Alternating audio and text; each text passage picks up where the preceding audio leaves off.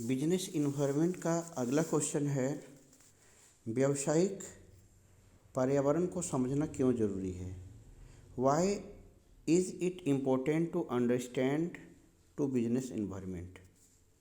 किसी भी व्यावसायिक पर्यावरण को जानने से क्या फ़ायदा है। तो व्यावसायिक वातावरण का निम्नलिखित महत्व है, लाभ पूछ रहा है। पहला नंबर, अनिश्चितताओं, जोखिमों और खतरों की जानकारी देने में सहायक होता है। Helpful in giving information as to uncertainties, risk and dangerous. दूसरा फायदा होता है व्यवसाय में लाभ और व्यवसाय का विकास। इससे व्यवसाय हमारा प्रॉफिट में जाता है और व्यवसाय का विकास भी होता है। तीसरा पॉइंट है सुदृढ़ता एवं कमजोरी की जानकारी। बिजनेस इन्वायरमेंट का अध्ययन करने से हमको इन्फॉर्मेशन मिलता है हमारे बिजनेस के स्ट्रेंथ और वीकनेस के विषय में। तो helpful to providing information as to strength and weakness. इसके बाद चौथा फायदा इसमें होता है वातावरण द्वारा उत्पन्न सुअवसरों का उपयोग। Proper utilisation of opportunities created by environment. हम जानते हैं कि इन्वायरमेंट से बहुत सारी अपॉर्चुनिटीज़ भी मिलती है, तो इसमें फ़ायदा मिलता है। और पांचवा पॉइंट है भविष्य की मोर्चाबंदी में सहायक। Helpful in formulating future strategies. तो स्ट्रेटेजी बनाने में भी हमको मदद मिलती है। आइए अब ये प्रत्येक पॉइंट के बारे में हम लोग थोड़ा इसका डिटेल जान लेते हैं कि इसका क्या बेनिफिट हमको है वास्तव में। तो इसको थोड़ा सा डिटेल में जानना बहुत ज़रूरी है। तो पहला नंबर जो हमारा पॉइंट था कि बिजनेस इन्वायरमेंट का महत्व क्या है, फ़ायदा क्या है। तो इसमें पहला पॉइंट हम लोगों ने पढ़ा था अनिश्चितताओं, जोखिमों एवं खतरों की जानकारी देने में सहायक होता है। ये जो है हम लोगों को हेल्प करता है अनसर्टेनिटीज़ के बारे में, रिस्क और डेंजरस के बारे में सबसे पहले हमको जानकारी देता है। अब देखिए इसको एक एग्जाम्पल के द्वारा हम समझ सकते हैं। देखिए हमारा जो संपूर्ण व्यवसाय है ना, वो अनिश्चितताओं और जोखिमों से भरा हुआ है। पग पग पर व्यवसायी को खतरों का सामना करना पड़ता है। यदि व्यवसायी जैसे तैसे बिना जानकारी के इनका खतरों का मुकाबला करने के लिए बिजनेस में कूद जाता है तो उसे सफलता नहीं मिल सकती है। जैसे मान लीजिए कि हमको एक जानकारी मिली कि भारत सरकार द्वारा स्कूटर पर इंपोर्ट ड्यूटी कम हो गई है। इसके कारण जापान से भारी मात्रा में स्कूटर आने की संभावना है। अब इसकी जानकारी हमको पहले से हो गई, तो अब हम सोचेंगे कि ऐसा करते हैं कि जापान की टेक्नोलॉजी जब इंडिया में आएगी, दूसरे कंपटीटर्स जब इंपोर्ट करके और काम करना शुरू करेंगे, पार्ट पुर्जा मंगा करके, उनका स्कूटर सस्ता होगा और ज़्यादा बिक्री होगा। तो अगर इसकी जानकारी हमें पहले से हो जाएगी तो हम जापान के बदले जर्मनी से जाके कांटेक्ट करेंगे। और कहने का मतलब कि वहाँ पर हम जा करके पहले से कांटेक्ट करेंगे और वहाँ से और सस्ता सामान मंगा लेंगे या बने बनाए स्कूटरों का हम आयात कर लेंगे, इंपोर्ट कर लेंगे और अच्छी मॉडर्न टेक्नोलॉजी का प्रयोग करके हम अपने स्कूटर के गुणवत्ता में सुधार करेंगे।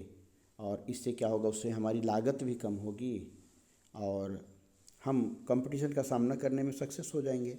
तो ये क्या हुआ, अनिश्चितता और जोखिम की जानकारी हमको पहले हो गई कि फ्यूचर में हमारे साथ क्या परेशानी आने वाली है, हमको किन किन कंपटीशन का सामना करना पड़ सकता है। तो उसकी व्यवस्था हमने पहले कर लिया। तो इसलिए ये बहुत इम्पोर्टेंट है कि व्यावसायिक वातावरण की जानकारी रखना। दूसरा पॉइंट है कि व्यवसाय में लाभ और व्यवसाय का विकास। दूसरा पॉइंट है व्यवसाय में लाभ और व्यवसाय का विकास। तो देखिए एक बात हमेशा ध्यान दीजिएगा, हम बिजनेस करते क्यों हैं। बिजनेस हम प्रॉफिट कमाने के उद्देश्य से ही करते हैं। व्यवसाय का मुख्य उद्देश्य ही होता प्रॉफिट कमाना, लेकिन साथ साथ सेवा भावना भी होनी चाहिए। व्यवसाय को लंबे समय तक कायम रखने के लिए व्यवसाय में पर्याप्त लाभ होना बहुत ज़रूरी होता है, नहीं तो व्यवसाय आदमी करेगा क्यों। लेकिन इसके साथ ही साथ केवल यह जरूरी नहीं कि व्यवसाय में केवल लाभ अर्जित करना ही व्यवसाय का उद्देश्य है।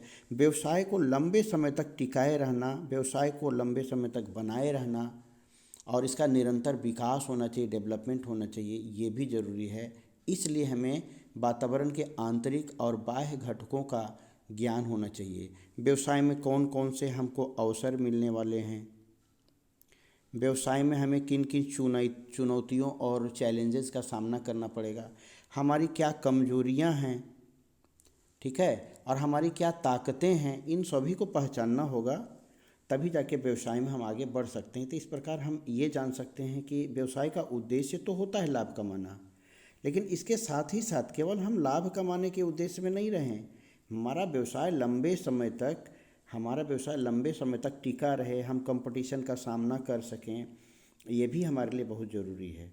तो ये कब संभव होगा? जब हमें व्यावसायिक वातावरण की जानकारी होगी। ये सबसे बड़ा महत्वपूर्ण पॉइंट है। अब आइए तीसरे पॉइंट के बारे में भी हम लोग समझ लेते हैं। तीसरा पॉइंट हमारा क्या है? सुदृढ़ता एवं कमजोरी की जानकारी, ठीक है। तो हमारा व्यावसायिक वातावरण हमारी सुदृढ़ता मतलब हमारे स्ट्रेंथ को भी बताता है और हमारे वीकनेस यानी कि हमारी कमजोरी को भी बताता है, और ये दोनों हमारे लिए बहुत ज़रूरी है। क्योंकि देखिए, हमारे स्ट्रेंथ क्या हैं, हम स्ट्रेंथ का फ़ायदा उठा सकते हैं। हमारी कमजोरी क्या है, उस कमजोरी को हम दूर करेंगे तभी तो व्यवसाय में हम आगे बढ़ पाएंगे, नहीं तो हम व्यवसाय में आगे नहीं बढ़ पाएंगे। तो इसलिए ये भी हमारे लिए इम्पोर्टेंट है। इसके बाद अगला पॉइंट हमारा है वातावरण द्वारा उत्पन्न सुअवसरों का उपयोग करना, proper utilisation of opportunity created by environment. देखिए, इन्वायरमेंट में बहुत तरह की अपॉर्चुनिटीज़ भी हमारे पास आती है। अब देखिए, एक एग्जांपल इसका हम ले सकते हैं। आपने निरमा पाउडर की कहानी सुनी होगी, नहीं सुनी है तो चलिए हम आपको बताते हैं। इस एग्जांपल को आप लिख सकते हैं एग्ज़ाम में। निरमा कंपनी एक छोटी इकाई, बहुत ही छोटी यूनिट खोलने की परमिशन ली, लाइसेंस बनवाई, मान्यता प्राप्त करके छूट का फ़ायदा उठाया और निरमा पाउडर या निरमा धुलाई पाउडर से बड़ी बड़ी बहुराष्ट्रीय कंपनियों को चुनौती दे दिया। और धुलाई पाउडर में, वॉशिंग पाउडर के क्षेत्र में एक बहुत बड़ा आयाम स्थापित कर लिया। इस चुनौती का सामना करने के लिए हिंदुस्तान लीवर लिमिटेड ने अपने उत्पादन का एक बड़ा भाग छोटी सहायक इकाइयों को हस्तांतरित कर दिया। शायद उसको ऐसा लगता था कि निरमा से हमको टक्कर लेना है। निरमा से कंपटीशन करने के लिए व्हील साबुन भी बाज़ार में उतार दिया गया। व्हील कंपनी अपना साबुन बना करके बाज़ार में उतार दी। तो देखिए, एक बात हमेशा ध्यान दीजिएगा कि कभी कभी बाज़ार में कुछ अपॉर्चुनिटीज़ भी आती हैं, तो उस अपॉर्चुनिटीज़ यानी सुअवसर का सही समय पे सही फ़ायदा उठाना बहुत ज़रूरी है। अब देखिए, निरमा कंपनी बहुत छोटी कंपनी थी, लेकिन अपॉर्चुनिटीज़ का फ़ायदा उठाई और वॉशिंग पाउडर के जगत में कितना बड़ा प्रोग्रेस की उस समय की बात बता रहे हैं, जिस समय वो सभी को पछाड़ करके आगे निकल गई थी निरमा कंपनी, और सारे लोग उसके पीछे पड़ गए थे कि ये इतना जल्दी इतना कम समय में इतना सक्सेस क्यों किया, कैसे किया। तो ये भी चीज़ है।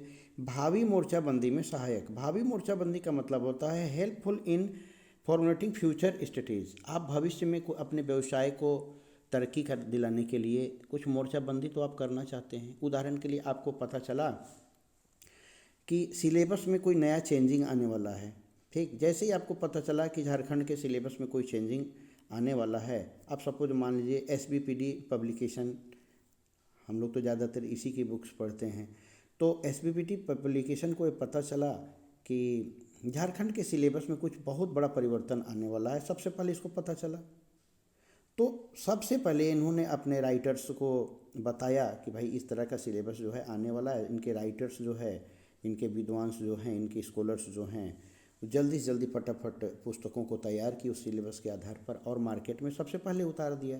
तो देखिए, मार्केट का सिस्टम क्या है, पहले आए पहले पाएँ, ठीक है। तो सारा प्रॉफिट जो है वो मार्केट का जो है, सबसे पहले बुकाई तो सबसे पहले लोग उसको खरीदेंगे। तो एक तरह से दूध का मलाईकरण हो गया, यानी कि दूध का सबसे इम्पोर्टेंट पार्ट मलाई होता है। तो मलाई जो है SBPD पब्लिकेशन वाले ले गए। बाद के पब्लिशर उनको बाद में पता चला और उनको पुस्तक छापने में देर हो गई, तो उनकी बिक्री हुई, कम हुई। अब यहाँ पर SBPD पब्लिकेशन सबसे आगे हो गया। तो ये सभी बातें हैं, तो भविष्य की मोर्चाबंदी में भी ये सहायक होता है। नेक्स्ट हम लोग अगले क्लास में देखेंगे।